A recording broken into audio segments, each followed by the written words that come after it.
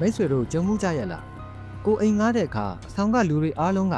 ဒီအခန်းကိုဘယ်သူမှဖွင့်မရဘူးမင်းတို့ကြမှာပွင့်သွားတာကံကောင်းလိုက်တာလို့ဝိုင်းပြောကြရင်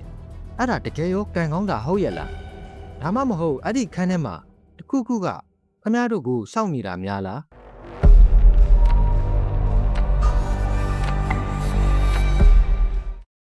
ဒီဖြစ်ရက်ကိုရင်ဆိုင်ခဲ့ရတဲ့သူတွေကတော့ကိုဖြိုးနဲ့သူ့ရဲ့ဇနီးမိုးဆိုသူပါလွန်ခဲ့တဲ့9နှစ်ကသူတို့အိမ်အောင်ပြုတ်ကြတော့မိဘတွေကသဘောမတူကြဘူးအဲ့ဒါနဲ့ပဲ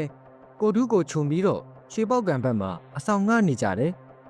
အစကတော့အားလုံးကအေးအေးဆေးဆေးပဲဒါပေမဲ့တပတ်လောက်နေတော့ထူးဆန်းတာတွေစလာတယ်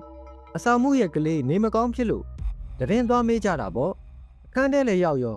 မိုးကိုထိုင်ခိုင်းတော့သူမကမထိုင်ဘူးအသားတွေတဆက်ဆက်တုံပြီးတော့မျက်နှာကြီးဖြူရော်လာပြီးတော့ခန်းထဲကပြေးထွက်သွားတာအိမ်ရောက်တော့မှမိုးတယောက်တရေပူးတော့တာပဲညဘက်ကြီးပဝန်းကျင်ကလည်းအသေးဆိုတော့ကိုပြုတ်ခမညာဘယ်သူကူညီတောင်းရမှန်းမသိဘူးကံကောင်းတာကလမ်းထဲကလူတယောက်ရောက်လာပြီးတော့ကူညီပေးလို့သာအဆင်ပြေသွားတယ်ဒီနေရာမှာတင်ကိုဖြိုးတို့လမ်းသွားပြီးတော့ဒီအဆောင်မှာနေလို့မဖြစ်ဘူးဆိုပြီးနောက်တစ်လမှာအဆောင်ပြောင်းဖို့ပြင်ကြတယ်ဒါပေမဲ့လည်းရှောင်းလေတွေ့လေဆိုသလိုပါပဲဒုတိယအဆောင်ကပို့ပြီးတော့ခြောက်ချားဖို့ကောင်းနေတယ်အဲ့ဒီအဆောင်ကနှစ်ထပ်အဆောင်သူတို့ကအပေါ်တက်ကဒေါင်းကန်းလေးကိုရတာအဆောင်လုံးမှာဒီတစ်ခါမဲ့လွတ်တာအဆောင်ကလူတွေကပြောကြတယ်မင်းတို့ကံကောင်းတယ်ငါတို့ကအဲ့ဒီအခန်းတော့ကလုံးဝဖွင့်လို့မရဘူးအဲ့ဒါကြောင့်တခြားအခန်းကိုယူလိုက်ရတာတဲ့ဆဆချင်းတော့ပြောတာပေါ့ဒါပေမဲ့ရပိုင်းအတွင်းမှာတင်မိုးကစာပြောလာပြီမောင်ညနေဆောင်အပုတ်ချိန်ဆိုအိမ်တကားကိုလာခောက်တယ်တဲ့ကိုဖြိုးကတော့ယောက်ျားပြီးမိုးစိတ်ထင်လို့ပါလေတိုက်တာနေမှာပါလို့ပဲနှစ်သိမ့်ခဲ့တာပေါ့လူသွားလူလာမရှိတဲ့ဘက်ကမှန်ပြတင်းပေါက်ကိုလာခောက်တယ်ဆိုတာကတော့နည်းနည်းတော့စဉ်းစားစရာပဲအဲ့ဒီနောက်တည့်ကိုဖြိုးအလုံနားတဲ့နေ့ည9နာရီလောက်ပေါ့ထမင်းစားပြီးကလက်ထိုင်မှာထိုင်နေတော့တောက်နဲ့မှန်တကားကိုလာခောက်တယ်ကိုဖြိုးကငြိမ်နေလိုက်တယ်ဇဝေဇဝါဖြစ်နေတာပေါ့ခဏနေတော့နောက်တစ်ခါထပ်ခောက်တယ်အဲ့ဒီမှာကိုဖြိုးချက်ချင်းတကားဖွင့်ပြီးတော့ပြေးကြည့်တာဘယ်သူမှမရှိဘူးခင်ဗျားတို့စဉ်းစားကြည့်အခန်းရှိကပြေးစရာလမ်းကဒီတလန့်ပဲရှိတာလူဆိုရင်လုံးဝလွတ်အောင်ပြေးလို့မရဘူးပိုဆိုးလာတာကတလန့်မှာ15ရက်လောက်ကသူမြောက်ခံမှာတွားအိပ်ရတယ်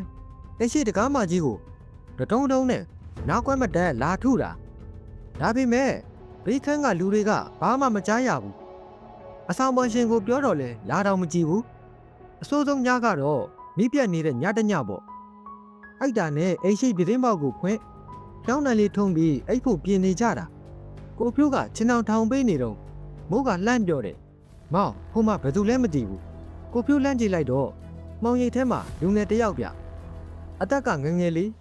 ပုံစံကတော့မဲကြီးပဲမြင်နေရတယ်ကိုဖြိုးကဘေးကန်းကလူငယ်ထင်ပြီးတော့အကိုလာလေးလို့လှန့်ခေါ်လိုက်တယ်သူကဘာမှပြန်မပြောဘူးကိုဖြိုးတကားဖွင့်ပေးမလို့လှုပ်တော့အဲ့ဒီအမဲရောင်ပုံတရံကြီးကလှစ်ခနဲ့ထွက်သွားတာကိုဖြိုးကပြတင်းပေါက်ကနေလန့်ကြည့်တော့ဘယ်သူမှမရှိတော့ဘူးဘေးကန်းကိုလိုက်သွားကြည့်တော့လူငယ်နှစ်ယောက်ကညနေကလေးကအိပ်ပျော်နေတာတဲ့အဲ့ဒီတော့မှကိုဖြိုးတကိုယ်လုံးစက်သိန်းတွေထားသွားတော့တယ်ခဏတို့စဉ်းစားကြည့်လေမိပြက်နေရင်တောင်ဖြောင်းနိုင်အလေးရောင်နဲ့လူဆိုရင်အဝတ်စားအယောင်မျက်နှာပေါက်မြင်ရမှာပေါ့အခုဟာကလူနဲ့တူတဲ့အမဲရောက်ပုံသဏ္ဍာန်တစ်ခုကသူတို့ရှေ့မှာလာရက်နေတာဗျအဲ့ဒီညပြီးတော့ကိုဖြိုးတို့လည်းနောက်တနေရာကိုထပ်ပြေးရကြတာပေါ့ပြီးတော့မိတ်ဆွေတို့ရောကိုငားလိုက်တဲ့အခန်းကအရင်လူတွေဖွင့်မြတဲ့အခန်းဖြစ်နေခဲ့ရင်ဖွင့်ကြည့်ဖို့တက်တည်ရှိကြသေးရလား